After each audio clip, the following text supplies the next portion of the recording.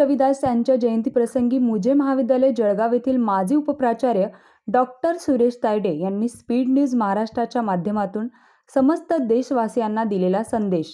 Doctor Suresh Tayde हे संत साहित्याचे गाढे अभ्यासक असून त्यांची 11हून अधिक पुस्तके प्रकाशित झालेली आहेत. सर विद्यार्थी प्रिय शिक्षक असून आज त्यांची अनेक विद्यार्थी ही वेगवेगळ्या क्षेत्रात यशस्वीपणे काम करीत आहेत व आपले विद्यार्थीच आपले धन असल्याचे ते बोलतात. विद्यार्थी घडवत असतात. संत साहित्यांचा खूप मोठा फायदा झाल्याचेही ते बोलतात. बघूयात डॉक्टर सुरेश तायडे यांनी विश्वगुरु रविदास जयंतीनिमित्त दिलेला संदेश. नमस्कार. आज माघ पौर्णिमा, संत शिरोमणी संत रविदासांची जयंती. जयंतीनिमित्ताने सर्वांना हार्दिक शुभेच्छा. मित्रांनो, संत परंपरेचा विचार करत असताना, संत साहित्याचा विचार करत असताना संत साहित्याचा जो प्रवाह आहे त्याचा आधी विचार करावा लागेल. खरं तर संत साहित्याचं मूळ हे दक्षिणेत अर्थात महाराष्ट्री त्यात आहे. संत परंपरेचा विचार करत असताना वैदिक परंपरेनंतर आपल्याकडे बौद्ध, त्यानंतर सिद्ध, नंतर नाथ, नाथानंतर एक वेगळी परंपरा कबीराच्या माध्यमातून मध्यकालीन भारतामध्ये आपण बघतो. त्यात मध्यकालीन संत साहित्यामध्ये विचार करत असताना एक निर्गुण निराकार भक्ती शाखा समोर येते आणि त्यात मग संत कबीर असतील, संत रविदास असतील आणि मग ती खूप मोठी परंपरा पुढे प्रवाहित होते. ह्या संत परंपरेचा विचार करत असताना यांनी रामाला आपलं दैवत मानलं, परंतु यांचा राम हा दशरथ पुत्र राम नाही. परब्रह्म राम हा यांचं दैवत आणि ह्या माध्यमातनं, नामस्मरणाच्या माध्यमातनं त्यांनी आपला भक्तिमार्ग निवडला आणि भक्तीच्या मार्गानं हळूहळू आपल्या पद आणि गायकीच्या माध्यमातून समाज परिवर्तनाचं फार मोठं काम मध्यकालीन भारतात केलं. मध्यकालीन भारताची त्या काळची जी परिस्थिती होती, भारत गुलाम होताच. त्या काळी अनेक बाह्य आक्रमणं झाली, अनेक राज्य ह्या ठिकाणी स्थापित झाले, अनेक सम्राट झालेत आणि त्या काळामध्ये माणसांची अवस्था ही खूप शोचनीय किंवा खूप भयावह आणि खूप वाईट परिस्थिती होती. लोक अंधश्रद्धा, लोक बुवाबाजी किंवा लोक चमत्कारांच्या पाठीमागे जास्त लागलेले होते आणि मग ती सतनाम परिस्थिती किंवा सतनाम पद्धतीच्या माध्यमातनं, आपल्या पदांच्या माध्यमातनं, आपल्या क्रांतिकारी विचारांच्या माध्यमातनं कबीर आणि त्यांची ती संपूर्ण मंडळी होती, त्या मंडळींनी समाज प्रबोधनाचं काम करण्याचा प्रयत्न केला. ह्या मंडळींनी चौराया म्हणजे चौकाचौकात आपल्या पदांच्या माध्यमातनं, आपल्या गायकीच्या माध्यमातनं लोकांना जागृत करण्याचा प्रयत्न केला, लोकांना परिवर्तित करण्याचा प्रयत्न केला, लोकांना माणुसकी शिकवण्याचा प्रयत्न केला आणि खरा धर्म हा मानवतेच आहे हे सांगण्याचा प्रयत्न केला.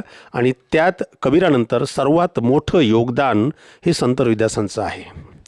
जेव्हा आपण मध्यकालीन संतांचा विचार करतो त्यावेळेला संतांची जन्मतिथी, संतांचे आईवडील, संतांचं ठिकाण आणि त्यांचे मृत्यूतारीख या संदर्भामध्ये खूप मोठा पाठांतर आणि खूप मोठी गडबडी किंवा पुराव्याअभावी त्यात सत्यता कमी दिसते.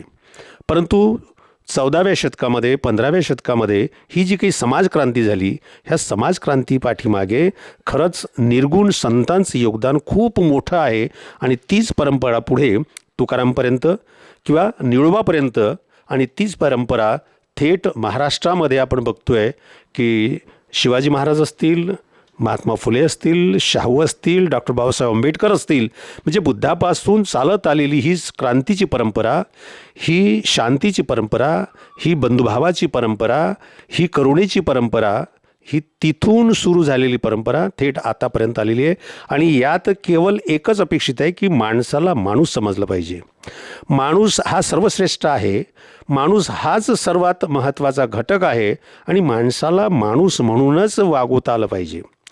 दुसरा एक महत्त्वाचा प्रश्न असा असतो की संतांचे जे क्रांतिकारी विचार आहेत, संतांचे जे प्रेरणादायी विचार आहेत, संतांचे जे काही लिखाण किंवा संतांचं जे काही पदं आहेत, त्या पदांमध्ये खूप नंतर लोकांनी आपल्या परीने घुसवण्याचा प्रयत्न केला, ज्याला हिंदीमध्ये आम्ही पाठांतर म्हणतो, किंवा त्यात खूप भेसळ होऊन खरं जे काही साहित्य होतं त्या साहित्याला दूषित करण्याचा प्रयत्न केला गेला. संत रहिदासांच्या संदर्भात जेव्हा आपण विचार करतो तेव्हा संत रहिदास केवळ संत नाही, ते एक महान कवी आहेत, ते महान राष्ट्रभक्त आहेत, ते महान समाज योद्धा आहेत. मी समाज योद्धा ही संकल्पना किंवा ही संज्ञा जाणून वापरतोय कारण त्यांनी समाजामध्ये चालत आलेल्या ज्या काही रूढी परंपरा असतील, समाजात चालत आलेले जे काही अंधविश्वास असतील, त्या संपूर्ण अंधविश्वास किंवा चालीरीती किंवा ज्या काही सडी गली रूढी परंपरा होत्या त्यावरती आघात करून त्यांनी माणसाला माणूस बनवण्याचा प्रयत्न केला. त्यांनी समाजात पसरत असलेल्या अंधश्रद्धेवरती टीका टिप्पणी केली. पण झालं काय की नंतरच्या काळामध्ये किंवा त्यावेळेसच, आता काही वेळेला कसं असतं की बोलत असताना काही शब्द अपरिहार्य असते की ते येतात, मग आपण त्याला मनुवाद म्हणा, ब्राह्मण्यवाद म्हणा किंवा अजून काहीतरी जातीवादी काहीतरी त्याला म्हणता येईल. परंतु त्या काळामध्ये सुद्धा आज परिस्थिती आपण बघतोय, आजही ग्रामीण भागामध्ये जातीयता नष्ट झालेली नाही. कोणी किती म्हणत असलं, कोणी काही म्हणत असलं की कुठे हो जातपात, पण मी स्वतः अनुभवलेलं आहे, मी स्वतः ते चटके सहन केलेले आहेत. गावागावामध्ये आजही ग्रामीण भागामध्ये ती परिस्थिती आहे.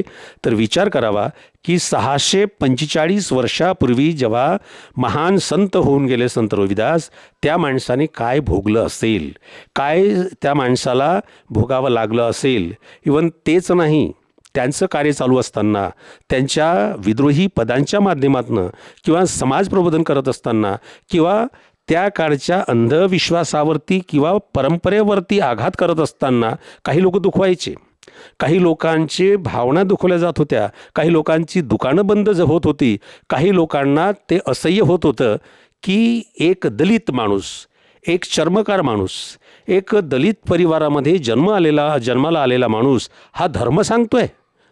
म्हणून मग त्या माणसाला बदनाम करण्याचे खूप प्रयत्न केले गेले, त्या माणसावरती हमले झालेत, त्या माणसाला बदनाम करण्याचा प्रयत्न केला, त्या माणसाच्या परीक्षा घेण्याचा प्रयत्न केला आणि शेवटी त्यांचे विचार कुठेतरी दाबण्याचा किंवा दडपण्याचा प्रयत्न झाला. आणि म्हणून संत रविदासांच्या जीवनाशी किंवा त्यांच्या संपूर्ण चरित्राशी चमत्कार जोडले गेले.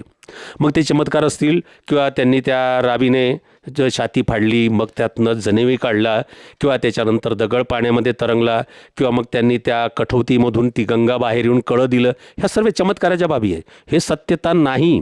सत्य आहे त्यांचे क्रांतिकारी विचार, सत्य आहे त्यांचे पदं, सत्य आहे त्याची समाजसेवा, सत्य आहे त्यांनी समाजाला दिलेलं परिवर्तनाचं योगदान. आणि त्यासाठीच त्यांच्यासोबत जी माणसं जोडली गेली होती, मग त्यांची सर्वात प्रिय शिष्य असेल मीराबाई. मीराबाई राजघराण्यातली आणि राणी असतानासुद्धा मीराबाईला जो त्रास झाला, मीराबाईला 3 वेळा मारण्याचा प्रयत्न केला गेला, तिला विषाचा पाला पाजला गेला, तिला नदीत डुबवण्याचा प्रयत्न केला गेला, तिच्या खोलीमध्ये विषारी साप सोडण्याचा प्रयत्न केला गेला. ती नाचते आहे किंवा ती वृंदावनला जाते आहे किंवा ती कृष्णाची दिवाणी झाली आहे म्हणून हा त्रास झालेला नाही. मीराबाईला खरा त्रास झाला हा की तिने एका दलित, एका चर्मकार माणसाला गुरु केला आणि ती पुन्हा पुन्हा पुन्हा पुन्हा त्याच्या दरबारात जाते, त्याला भेटायला जाते आणि त्याचं शिष्यत्व पत्करते, त्यांचे आशीर्वाद घेते. आणि हे त्या काळच्या जातीवादी, मग ते क्षत्रिय असतील किंवा अजून उच्चवर्णीय असतील, त्यांना हे सहन झालं नाही आणि कपटाने त्यांनी 100 पार केलेल्या एका महान तत्ववेत्याला, एका महान विभूतीला संपवण्याचं षडयंत्र रचलं गेलं. असा महान विभूती, असा महान व्यक्तित्व, असे महान तत्ववेत्ता त्या वेळच्या जातीयतेला आणि धर्मांधाच्या त्या विचारसरणीला बळी पडले. आज विचार करत असताना जर आपल्यापैकी कोणी तिथे गेलं चित्तोडगडला, तर चित्तोडला त्यांचे आजही पादुका किंवा छत्री आहे, हे त्याचाच पुरावा आहे की त्या काळामध्ये जेव्हा ते प्रवचन करून बाहेर निघतात आणि बाहेर गेल्यानंतर त्यांना घेरलं जातं आणि त्यांना जीवे ठार मारलं जातं. हे जीवे ठार मारलं ते संत आहे म्हणून किंवा ते परिवर्तनवादी आहे म्हणून किंवा ते समाज प्रबोधनकर्ता म्हणून किंवा समाजसेवक म्हणून नाही, तर एक चर्मकार, एक बूट बनवणारा, एक जूते बनाने वाला आदमी, जूते गाठने वाला आदमी कहते हैं, असा एक दलित माणूस हा उच्चवर्णीयाला धर्म सांगतो, उच्चवर्णीयांचा गुरु होतो किंवा उच्चवर्णीयांना प्रबोधन करतोय, हेच लोकांना मुळी नको होतं. कारण याच्यामुळे आज जसे काही लोकांचे दुकानं चालतात, त्या काळात ही दुकानं अधिक प्रमाणात चालत होते. आणि आपल्याला माहिती आहे की कबीरासारखा विद्रोही आणि त्यांच्यासोबत त्यांचा मित्र असलेला, ज्येष्ठ मित्र असलेला संत रविदास हे त्या काळचे समाजाचे मोठे धर्मगुरू होते. ह्या माणसांनी साधना केली, ह्या माणसांनी सत्याचा शोध घेतला, ह्या माणसांनी समाजाचं कल्याण करण्याचा प्रयत्न केला, ह्या माणसांनी समाज प्रबोधन करण्याचा प्रयत्न केला आणि समाजातली घाण समूळ नष्ट करून समाजाला स्वच्छ करण्याचा प्रयत्न केला. समाजाला प्रेम शिकवलं, समाजाला मानवता शिकवली, समाजाला एक बंधुत्वाची शिकवण दिली की आपलं सर्वांचं रक्त एक आहे, आपण सर्व एकाच आईची लेकरं आहोत, आपण सर्व एकाच प्रभूची लेकरे आहोत. त्याच्यामुळे माणसात हा जो भेद होतो, हा भेद आपण करायला नको. सत्य आपण शोधलं पाहिजे आणि सत्य शोधत असताना किंवा ईश्वर किंवा निर्गुण निराकार परमात्माचा जेव्हा शोध घ्यायचा असेल तेव्हा सुमिरण केलं पाहिजे आणि सुमिरण करत असताना आपण काम केलं पाहिजे. जो आपल्याला हा देह मिळालेला आहे तो देह आपण झिजवला पाहिजे सत्याच्या मार्गाने जाऊन. हा देह आपण यासाठी झिजवला पाहिजे की आपलं उदरनिर्वाह आपण आपल्या कष्टाने प्रामाणिकपणे केलं पाहिजे. कारण लहानपणापासून संत रविदासांच्या जीवनामध्ये ही जी काही धार्मिक क्रांती घडून आली, मला माहीत नाही की पुनर्जन्म आहे नाही आहे पता नाही, पण संत रविदास लहानपणापासूनच एक प्रकारे ते प्रभू सुमिरणाला लागलेले, त्या मार्गे लागलेला एक महान अवतारी पुरुष म्हणूया वाटल्यास. पण त्या माणसाने लहानपणापासून त्याचं परिवाराकडे किंवा कामाकडे लक्ष नव्हतं, त्यांचं संपूर्ण लक्ष सुमिरण किंवा प्रभू चरणी त्यांनी लीन झालेले होते आणि म्हणून त्यांचं लवकर लग्न केलं परंपरेनुसार. घराकडे लक्ष देत नाही आहे, परिवाराकडे लक्ष देत नाही आहे, म्हणून मग त्यांना वेगळं काढण्यात आलं. त्या माणसाने स्वतः झोपडी, आपल्या वडिलांच्या घराच्या मागे झोपडी करून त्या ठिकाणी आपला संसार थाटला. परंतु संसार थाटत असताना एकीकडे त्यांचं काम चालायचं आणि काम करत असतानाच ते सुमिरणसुद्धा करायचे आणि हळूहळू त्यांच्या कर्तृत्वाने, हळूहळू त्यांच्या त्या कीर्ती इतकी पसरली की दूरदूरचे राजे महाराजे, त्यांचे नातलग, त्यांच्या राण्या त्यांच्या चरणी येऊ लागले. मग त्यांचा सत्संग व्हायला लागला, एवढा सत्संग व्हायला लागला की त्यांची कीर्ती चौफेर पसरली आणि म्हणून मग त्यांच्या कसोटी घेण्याचा लोक प्रयत्न करायचे, त्यांची परीक्षा लोक घेण्याचा प्रयत्न करायचे, त्यांच्याशी वार्ता चर्चा करायचे, त्यांच्याशी वादविवाद घडून यायचे. परंतु एक सत्याच्या मार्गे जाणारा माणूस, अध्यात्म गुरु, त्या माणसाने प्रत्येक वेळेला संयम राखून आपलं म्हणणं लोकांना पटवण्याचा प्रयत्न केला. ते सरळ सांगायचे की मी फक्त माणसाला माणूस मानतो आणि मानवधर्म हा माझा धर्म आहे आणि माणसाला माणूस म्हणून आपण सर्वांनी जगवलं पाहिजे. हा जो अंधविश्वासाचा जो काही डोलारा आहे हा बाजूला करायला पाहिजे आणि शुद्ध मनाने, पवित्र मनाने आपण त्या परमेश्वराची भक्ती केली पाहिजे. त्यांची एक कथा फार प्रसिद्ध आहे, मन चंगा तो कठोती में गंगा. मन चंगा म्हणजे पवित्र, शुद्ध. जर तुमचं मन शुद्ध असेल तर ती गंगा तुमच्या जवळ येऊ शकते. कठोती म्हणजे लाकडाने बनवलेलं ते चांबडं भिजवण्यासाठीचं एक पात्र असतं, त्याला कठोती म्हटली जाते. आणि प्रत्येक चर्मकार किंवा जूते गाठनेवाले के पास वो बर्तन होता है लकडी का. तर असं जे काही कठोती असायची त्यात ते चांबडे भिजवायचे आणि मग ते नरम झाल्यानंतर ते बूट बनवण्याचं, जोडे बनवण्याचं काम करायचे. एकदा एक ब्राह्मण गंगा स्नानासाठी त्यांच्याकडनं निघाला आणि त्याची एक पायदान तुटलं, दुरून त्यांनी फेकलं आणि सांगितलं की रविदास हे जरा दुरुस्त कर. मग ते म्हटले की तुम्ही कुठे निघाले? म्हणे गंगा स्नान करायला चाललो आहे. ठीक आहे म्हणे, मग माझ्याकडनं सुद्धा ही अधिली घ्या आणि गंगामाईला अर्पण करा. जेव्हा ते नदीवर जातात, स्नान करतात आणि ते अधिली त्या गंगामाईला अर्पण करतात तेव्हा गंगेचा हात वर येतो आणि एक सोन्याचं कळं त्या ब्राह्मणाला मिळतं त्यावेळेस त्या ब्राह्मणाची नीती थोडीशी भ्रष्ट होते आणि तो कळं घरी घेऊन जातो रोहिदासाला न देता आणि त्या कड्याची चर्चा होते. एक बाई दुसरीकडे, दुसरी बाई तिसरीकडे आणि ते थेट मग महाराणीपर्यंत ती हकीकत पोचते आणि ती महाराणी म्हणते की मला असंच दुसरं सोन्याचं कळं हवं आहे. मग राजासमोर प्रश्न येतो की मग ते शोध घेतला जातो की कळं कोणी आणलं, कुठून आणलं, कसं मिळालं. असं करता करता करता थेट त्या ब्राह्मणापर्यंत तो प्रश्न येतो आणि मग त्या ब्राह्मणाला जेव्हा भीती वाटायला लागते तेव्हा तो राजा सांगतो की अशी सर्व हकीकत घडलेली आहे. मग शेवटी त्या रोहिदासांकडे ते येतात आणि रोहिदासाला मग सांगतात की जसं हे कळं आहे तसं कळं आम्हाला सुद्धा हवं आहे. पवित्रपणे रोहिदास आपल्याजवळ पडलेली एक अदिली काढतो, त्या कठोतीमध्ये टाकतो आणि त्या कठोतीतून तो एक सोन्याचं कळं बाहेर येतं आणि त्या राणीला भेट केलं जातं. मित्रांनो, ही जरी कथा असली तरी याच्या मागचा उद्देश असा आहे की जर तुम्ही पवित्र मनाने ईश्वराची भक्ती केली तर ईश्वर तुमच्याजवळ आहे. ईश्वर प्रत्येक माणसाकडे आहे. ईश्वराची भक्ती करत असताना जात पात वर्ण आडवा येत नाही आणि जो महान साधू असतो त्या साधूला कधीही त्याची जात विचारू नये असा एक मोलाचा सल्लासुद्धा त्यावेळेस यांनी रोहिदासांनी दिला. अनेक लोकांनी त्यांचं परीक्षण केलं पण काही कथा अशा जोडल्या गेलात की जे नाही ते नंतर जोडलं गेलं. त्यांचे अनेक गुरु सांगितले गेले परंतु कबीर असतील किंवा रोहिदास असतील हे स्वयंभू हे अवतारी माणसं यांनी कुठलाही गुरु केलेला नाही. रामानंद यांचा गुरु असल्याचा दावा लोक करतात परंतु त्या दोघांच्या वयामध्ये, दोघांच्या स्थानामध्ये, दोघांच्या संपूर्ण परिस्थितीचा विचार केला तर जेव्हा रामानंद कबीराला भेटायला येतो किंवा कबीरासारख्या दलित माणसाला जेव्हा तो भेटायला येतो तेव्हा दोघांच्यामध्ये एक मोठा पडदा टाकला जातो आणि मग तो रामानंद त्याला चर्चेला सामोरे जातो. इतकी सनातनी माणसं, ही माणसं दलितांच्या घरी या माणसांना भेटायला जातील किंवा त्या काळामध्ये 600-650 वर्षापूर्वी ही माणसं एखाद्या दलित माणसाला, एखाद्या शूद्र माणसाला आपल्या घरात घेऊन त्याला काहीतरी ज्ञान देतील हे कल्पनेच्या पलीकडचं आहे. म्हणून ह्या दोघं महान पुरुषांना कधीही अशा पद्धतीचा गुरु केलेला नाही. उलट यांनी समाजाला एका पद्धतीने नवचैतन्य देण्याचं काम केलं. मग त्या काळात असलेले शासक असतील, हिंदू असतील, मुसलमान असतील, ह्या दोघांना खरी खोटी सोनवण्याची हिंमत या माणसांमध्ये होती. आजही पंजाबमध्ये सिखांच्या त्या महाग्रंथामध्ये यांची 40हून अधिक पदं आज त्या ठिकाणी आपल्याला पाहायला मिळतात. रोज गिरित्यांच्या शिखांच्या त्या मंदिरामध्ये आजही दररोज त्यांचं पठण पाठण सुरू असतं. आणि सर्वात महत्त्वाचा एक शोध जर आपण घेतला, संशोधनाची प्रवृत्ती जर आपण अंगी बाळगली आणि फक्त सत्याच्या मार्गाने ह्या महापुरुषांचा जर जीवनचरित्राचा विचार केला तर अनेक सत्य आपल्याला समोर येतात.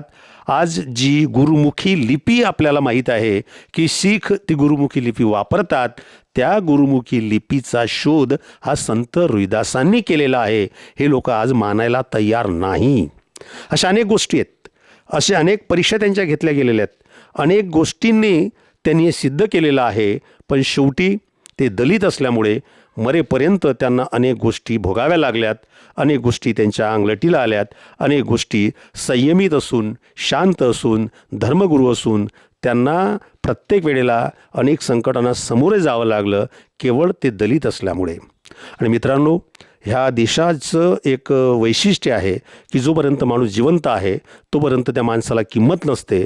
माणूस गेल्यानंतर मग हजारो वर्ष त्या माणसाचा इतिहास आणि त्याचे गोडवे गायले जातात. तेच ह्या महापुरुषांच्या संदर्भात झालेलं आहे. आणि ह्या महापुरुषांचे विचार समाजाला प्रबोधनकारी आहे, समाजाला दिशा देणारे आहे, समाजाचं परिवर्तन घडवणारे आहे. म्हणून ते विचारच नष्ट करण्याचा प्रयत्न केला जातो. आणि विचार कसे नष्ट होतात की त्या माणसाच्या चरित्राशी अनेक चमत्कार जोडले की माणूस त्या चमत्काराची पूजा करतो. माणूस त्यांच्या मूळ विचारापासून कसा दूर जाईल हा विचार करून इथली समाजव्यवस्था, इथली धर्मव्यवस्था, इथले धर्माचे ठेकेदार अशा पद्धतीनं ह्या महापुरुषांच्या विचारांना बगल दिली जाते किंवा बगल देतात जाणीवपूर्वक. आणि त्या माणसाला एका जातीच्या चौकटीमध्ये बंदिस्त केलं जातं. मग ते शाहू असतील तर ते मराठ्यांचे असतील, तुकाराम असतील तर ते मराठ्यांचे असतील, छत्रपती असतील, अनेक असे महापुरुष आहेत बाबासाहेबांपर्यंत. बाबासाहेबांना सुद्धा राष्ट्रपुरुष असून त्यांना एका विशिष्ट जमातीचे, एका विशिष्ट जातीचे नेता म्हणून आज गणलं जातं. तर ह्या जातीच्या चौकटी जर आपण मोडल्या तर संत रोहिदास हे ह्या देशाचा एक मोठा चमत्कार आहे. ह्या देशाला मिळालेलं फार मोठं लेणं आहे. ह्या देशाला मिळालेलं एक मोठं गौरव आहे. हा गौरव आपण अंगीकृत केला पाहिजे. त्यांच्या पदांचं आपण आजही पारायण केलं पाहिजे. त्यांचे पदं वाचल्यानंतर त्यांची ती तत्कालीन जी काही बोलीभाषा होती त्या बोलीभाषेला जर आपण आज समजण्याचा प्रयत्न केला तर 650 वर्षापूर्वी त्या माणसाने जी काही क्रांती केली ती क्रांती आज आपल्याला खूप मोठी प्रेरणा देणारी आहे. ह्या प्रेरणा देणाऱ्या विचारांना आपण अंगीकृत केलं पाहिजे. आपण त्यांचं वाचन केलं पाहिजे. येणाऱ्या पिढीला आपण या वाचनाची एक प्रवृत्ती आपण दिली पाहिजे या माध्यमातून की संत रैदासांचं चरित्र आपण वाचावं. मला खेद बऱ्याचदा वाटतो की आजही सुशिक्षित किंवा आमची हिंदीचीच माणसं सांगतो, आमचे हिंदीचे माणसंसुद्धा संत साहित्याचा अभ्यास करत नाही, संत रोहिदासांचा अभ्यास करत नाही. जेव्हा मी माझा प्रोजेक्ट केला, माझ्या प्रोजेक्टच्या वेळेस माझ्या ग्रंथालयामध्ये MJ कॉलेजच्या हिंदी विभागाच्या ग्रंथालयामध्ये मी 40 पुस्तकं देशभरातून शोधून 40 पुस्तकं त्यांच्यावरती जमा केलीत. आणि आज एक संपन्न लायब्ररी MJ कॉलेजची आहे. संत कबीर असतील, संत रैदास असतील, संत तुकाराम असतील, अशा अनेक मध्यकालीन संतांचं साहित्य आज आपल्याला उपलब्ध आहे. तर ते संतांच्या संदर्भामध्ये एक पॉझिटिव्ह, एक सकारात्मक विचार करून संतांनी जे काही ह्या समाजाला दिलेलं आहे, संतांचे जे काही आपल्यावर उपकार आहे त्या उपकाराची परतफेड करता येणार नाही. पण त्यांची कृतज्ञता आपण नक्कीच पाळली पाहिजे. कृतज्ञता कशी पाळायची? तर प्रत्येक वेळेला काहीतरी त्यांनी जे शिकवलं आहे ती शिकवण आपण अंगीकृत केली पाहिजे. त्यांचं साहित्य आपण वाचलं पाहिजे. आणि प्रत्येक माणसाच्या घरामध्ये कबीर असतील, मग संत रैदास असतील, संत तुकाराम असतील, संत नामदेव असतील किंवा मग संविधान असेल, अशी पुस्तकं आपल्या घरात असली पाहिजे. इव्हन मी तर असं म्हणेल की येणाऱ्या पिढीला, वर्तमान पिढीने वाचनाची नशा लावली पाहिजे. घराघरामध्ये पुस्तक असली पाहिजे. खायला नसले चालतील. बाबासाहेबांनी म्हटलेलं होतं की तुम्ही 2 रुपये कमवत असाल तर 1 रुपयाचं पुस्तक खरेदी करा आणि एक पुस्तक त्याचं तुम्ही भोजन घ्या, भाकरी मिळवा. त्या पद्धतीने बाबासाहेबांनी सांगितल्याप्रमाणे शिक्षण किंवा ज्ञान हे वाघिणीचं दूध आहे, जो प्राशन करतो गुरगुल्याशिवाय राहणार नाही. या भारताचं भविष्य उज्ज्वल करायचं असेल तर संत साहित्य आपल्याला खूप मोठं योगदान देतं. संत साहित्याचं आपण वाचन केलं पाहिजे. संतांच्या चरित्राची आपण प्रेरणा घेतली पाहिजे. संतांचं साहित्य आणि त्यांचं जीवनचरित्र जर आपण पाठांतर केलं तर आपले अनेक निगेटिव्ह विचार, आपले अनेक विकृत विचार आपोआप घडून पडतील. इतकं महान साहित्य, इतकी महान देण या संतांची आहे. कुठलीच अपेक्षा त्यांनी समाजाकडनं केली नाही. जो आला तो आपला, जो माझ्याजवळ आहे तो माझा. त्यांनी कधीही समाजामध्ये विद्वेष पसरवण्याचा प्रयत्न केला नाही. जातपात मोडण्याचा प्रयत्न केला. त्यांनी कधीही माणसामध्ये भेद केला नाही. इतके मोठे महान संत, संत रविदास, संत शिरोमणी ह्या देशाला लाभले. ह्या देशाचं भाग्य आहे. ह्या देशाला त्यांनी जे काही साहित्य रूपाने दिलेलं आहे हे या देशाचं भाग्य समजता येईल. आणि म्हणून ह्या असल्या संतांचा अभ्यास आपण केला पाहिजे. येणाऱ्या प्रत्येक पिढीला संतांचा अभ्यास कसा करावा, संतांच्या संदर्भामध्ये विचार कसा करावा, त्यांच्या दोह्यांचा, त्यांच्या पदांचा कसा विचार करावा, अभ्यास करावा, हे आपण आता शिकवलं पाहिजे. प्रत्येक घराघरात त्याचं पारायण झालं पाहिजे. तरच संत साहित्य टिकेल, तरच संतांचं चरित्र टिकेल, तरच संतांची शिकवण टिकेल. कारण संतांची शिकवण हे माणसाला माणूस बनवून ठेवते. संत साहित्य हे आपल्याला प्रेरणा देणारं साहित्य आहे.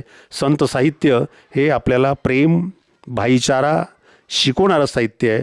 संत साहित्य किंवा कुठलाही धर्म, कुठलाही पंथ माणसाला कधीही विकृत करत नाही, कधीही विकृत शिकवत नाही. तो सत्याच्या मार्गानेच जाण्याचा सल्ला देतो. मग तो कुठलाही पंथ असो, मग ते मध्यममार्गी असेल किंवा मध्यमयुगामधले निर्गुण असतील, सगुण असतील किंवा प्रेम साहित्याची धारा जी आहे ते असतील.